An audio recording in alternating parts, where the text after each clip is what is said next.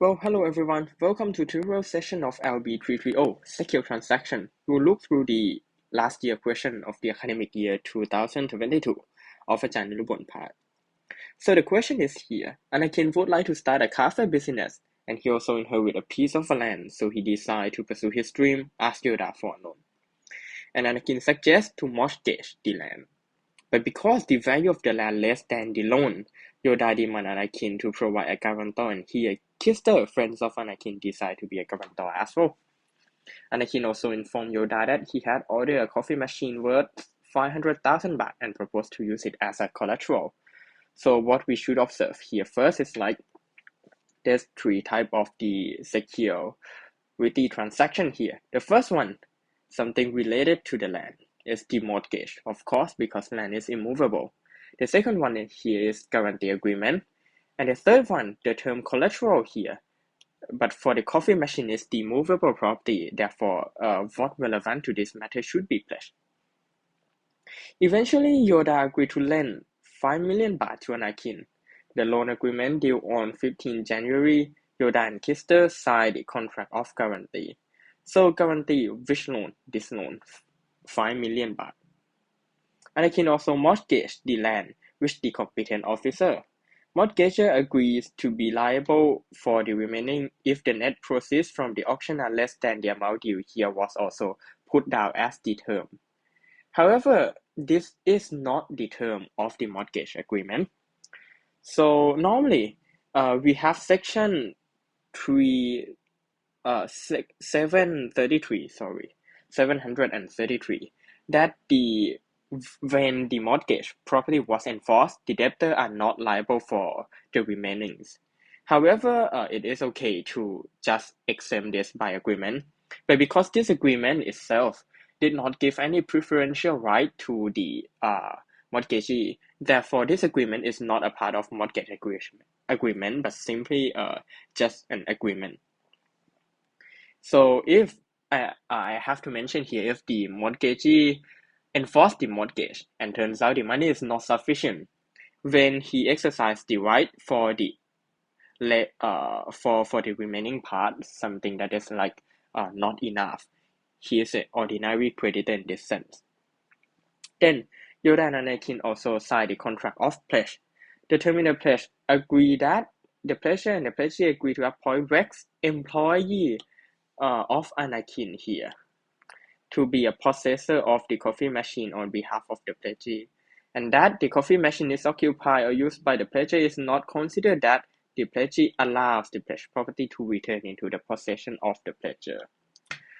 So, in this case, we have this kind of agreement before in the Supreme Court decision. And what we have to consider is the interpretation of intention, which is by section 171 of whether or not this is a pledge or not, and we'll look through it. Then, Anakin viewed the business opportunity, and so he decided to expand his business. He contacted Obi-Wan for the loan of 1 million baht. This 1 million baht is another loan, so guarantee agreement is not relevant here, and offered to mortgage his inherited land and coffee shop. Obi-Wan agreed and signed the loan agreement and registered a mortgage a few days afterwards. The mortgage agreement specifies only the land as the mortgage property. So, we move back here. First thing first, when a mortgage agreement occurred, normally the mortgage will cover everything that attached to the mortgage property. So normally we have the land, and we also have the coffee shop. If at a time there's the coffee shop over the land, the mortgage of the land will cover to the coffee shop under section 718. However, in this case, we can see that 3 months to erect the coffee shop, and later the coffee machine was delivered and installed, and so on. So this fact here, for only the first part, we can see that the mortgage agreement was occurred before the coffee shop was constructed.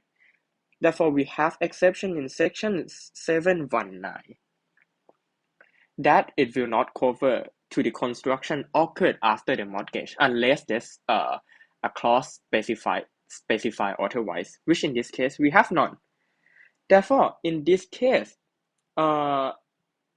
the mortgagee or Yoda here is the mortgagee for only the land, not the coffee shop. And then the second part here we have the coffee machine was delivered and installed, and after that Yoda and Anakin signed the contract of pledge. Both pledge have no form, have no requirement of a written agreement, and so on. So we don't have to consider about that, but we have to consider about the term here. So what is the element of the pledge? The pledge elements is that there must be the delivery of the property from the pledger to the pledgee. However, in this case, we have to consider whether or not there is a delivery or not. And we can see if I have noted here, I have also mentioned that in fact, the pledge, if there's a pledge, the pledge will end by section 769 subsection 2 if the property was returned to the pledger.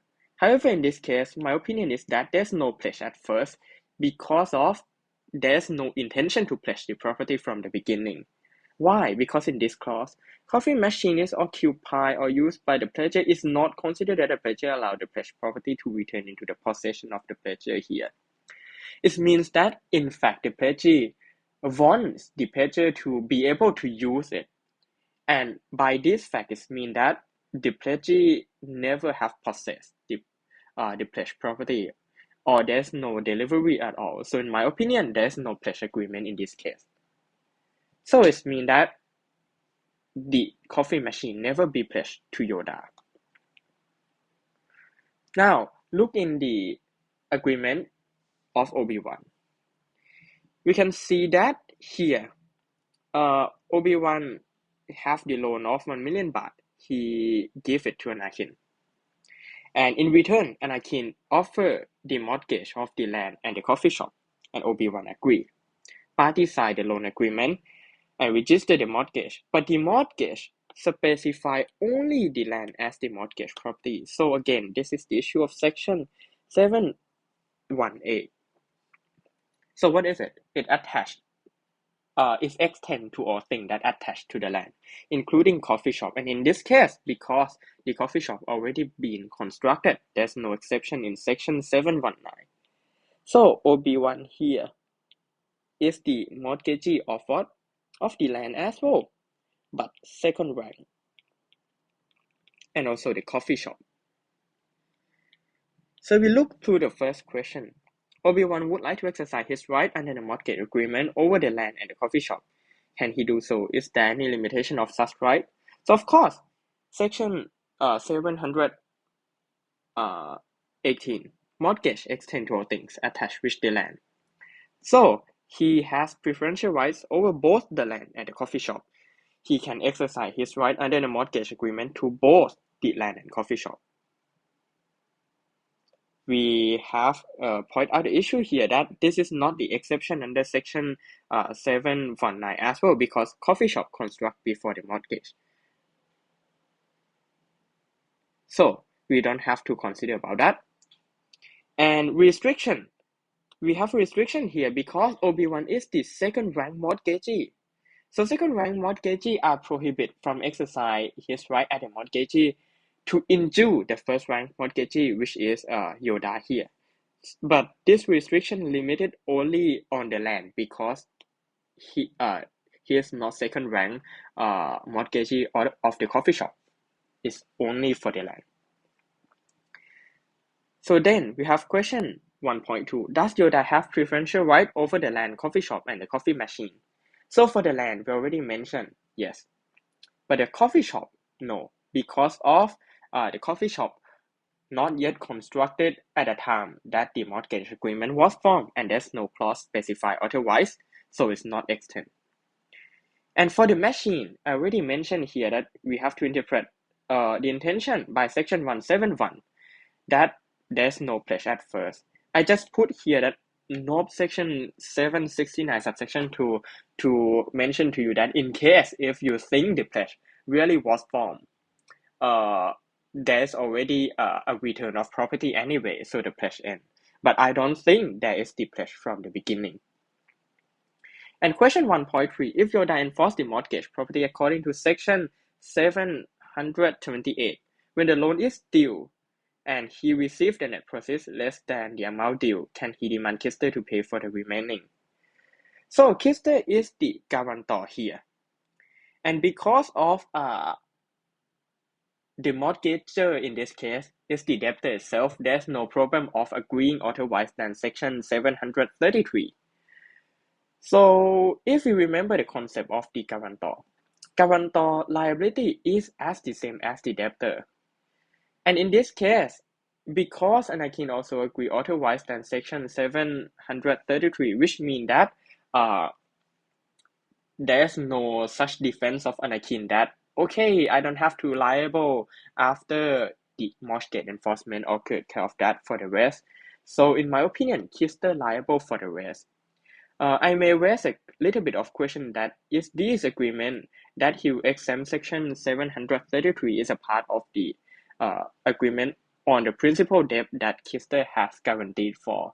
Because if you think that this agreement did not by Kister, then maybe Kister can raise a defense even though Anakin did not raise it under section 733 kind of that. So that is it.